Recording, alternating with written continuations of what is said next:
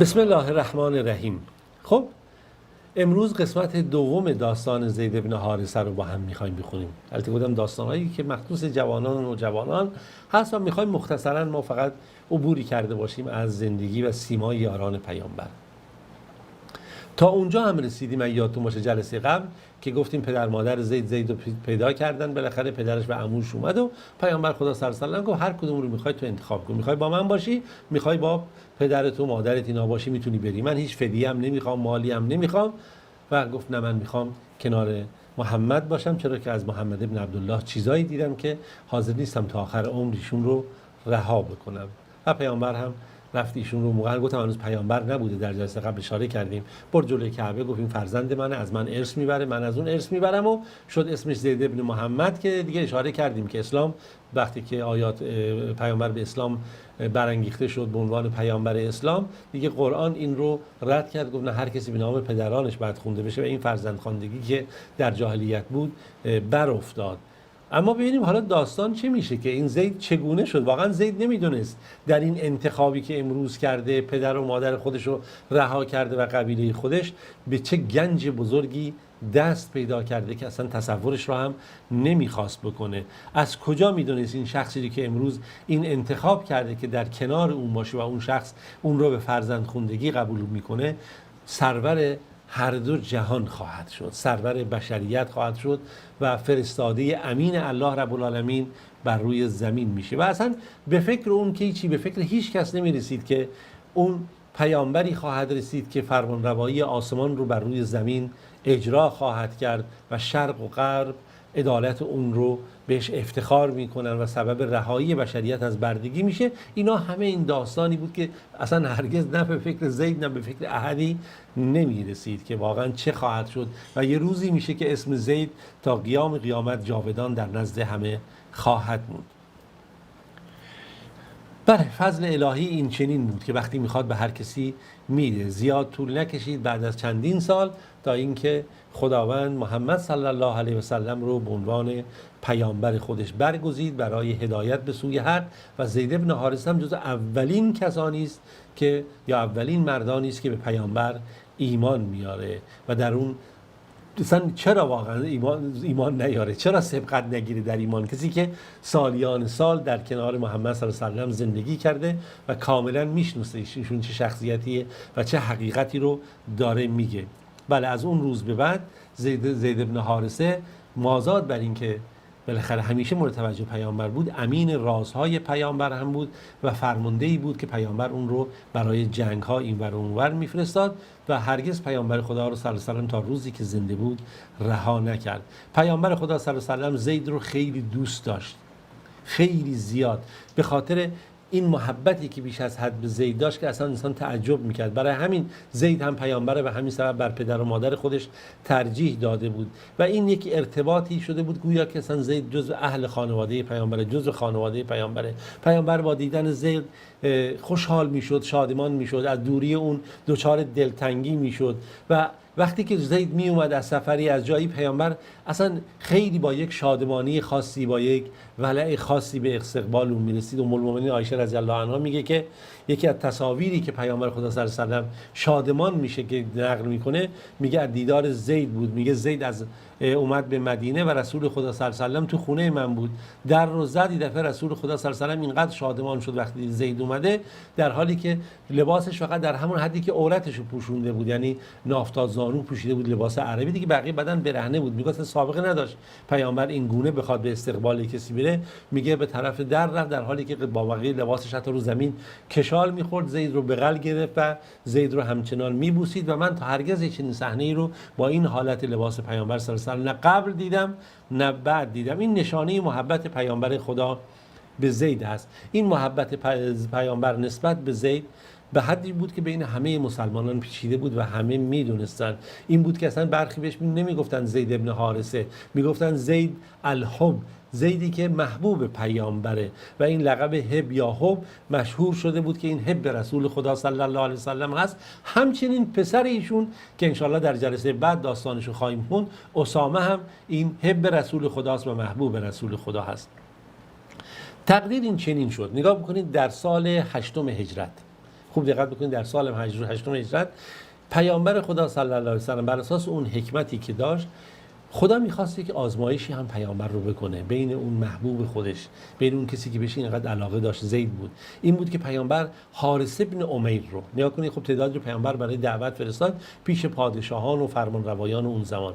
حارث ابن امیر ازدی که از یارانش بود با یک نامه‌ای به طرف پادشاه بصره فرستاد تا اون رو به اسلام دعوت بکنه.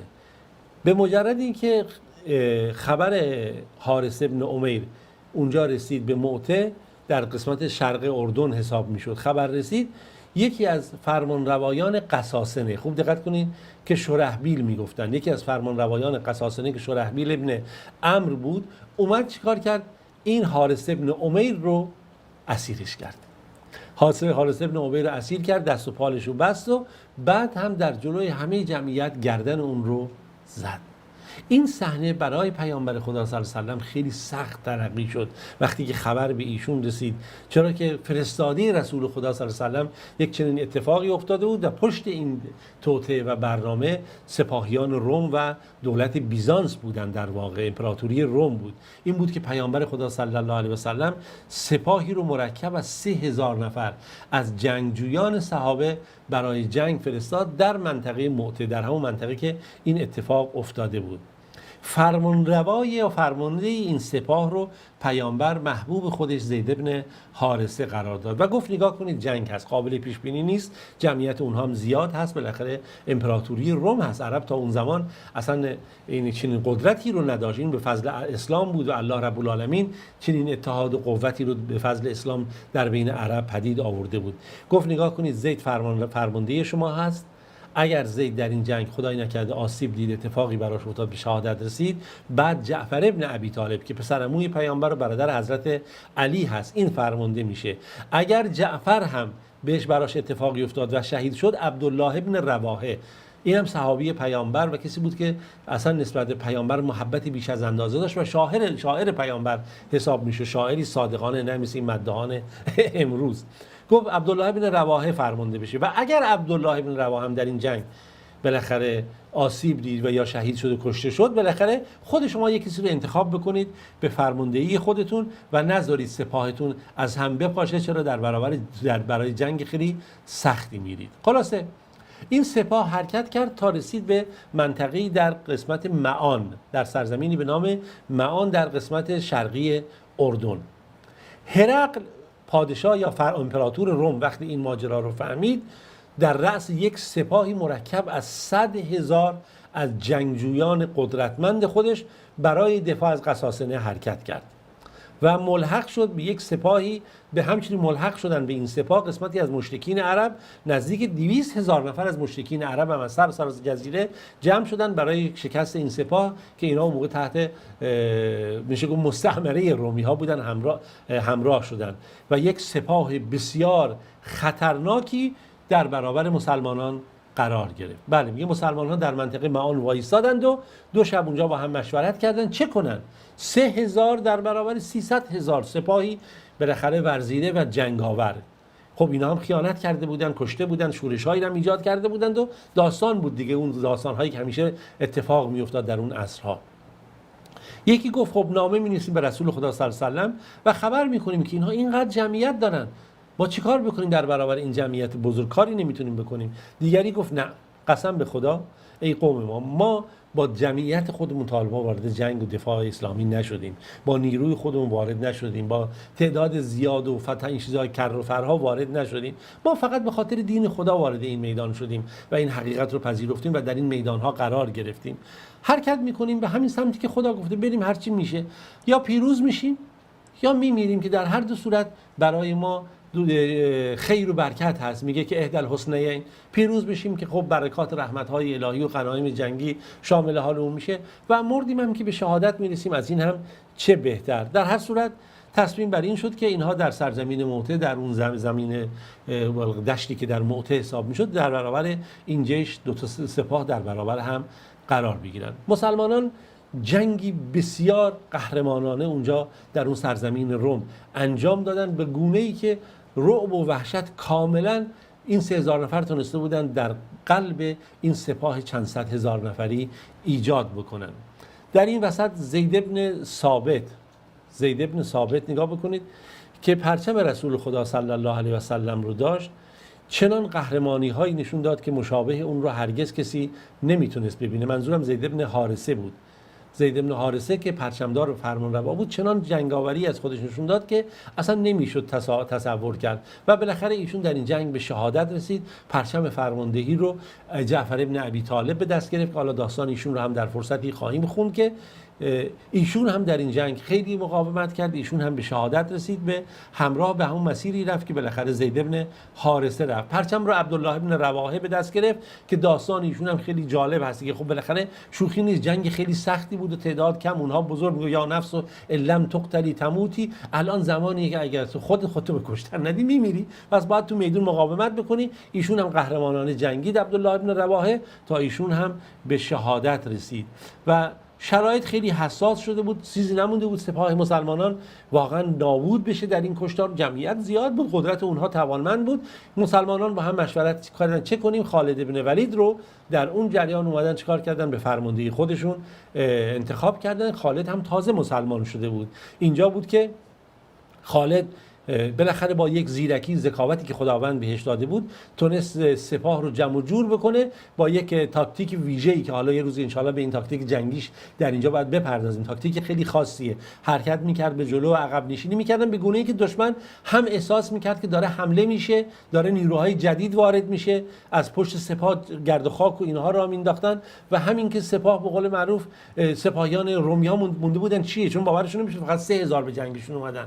خالد بن ولید با یک تاکتیک و با یک آرایش جنگی خاصی کاری رو کرد که اونها دیگه به جنگ ادامه ندن و اینها هم بتونن در یک فرصت مناسب عقب نشینی بکنن.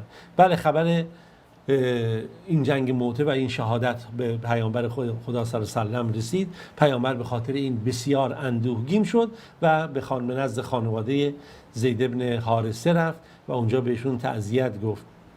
اونجا میگه که وقتی که پیامبر به خونه زید بن حارثه رسید، دختر کوچکی داشت. زید اومد خودش رو تو بغل پیامبر انداخت و پیامبر دیگه زد زیر گریه. اون را پیامبر هم با گریه این دختر بچه زد زیر گریه تا جایی که صدای پیامبر هم کمی بلند شد. سعد بن عباده که اونجا بود با پیامبر در اون صحنه عزاداری گفت یا رسول الله این دیگه چه صحنه‌ایه که از شما ما داریم اینجا میبینیم؟ پیامبر خدا گفت این گریه حبیب برای حبیب خودشه، دوست برای دوستدار خودشه. و صحنه بسیار عجیبی هست که در اینجا ما واقعا این صحنه رو میبینیم که پیامبر خدا نشون میده. حتی پیامبر خدا صلی الله علیه و سلم برای زید دعا کرد چند بار، اللهم اغفر لزید، اللهم اغفر لزید، اللهم اغفر لجعفر، اللهم اغفر لعبدالله، که این دعاهای پیامبر شامل حال اینها میشه. داستان زیاد هست، حتی حالا صحبت هایی هست که انشاءالله در داستان اسامه ما خدمتتون اشاره خواهیم کرد که واقعا این چگونه بود و این چقدر اهمیت داشت. و خب اونها یاران رسول الله بودن، صمیمانه در این مسیر از خودشون جان فدایی کردن و بندگان خاص خدا بودن که برای آزادی و آزادگی جان خودشون رو تقدیم کردن. تا روز دیگه و جلسه دیگه در پناه خدای مهربان باشید.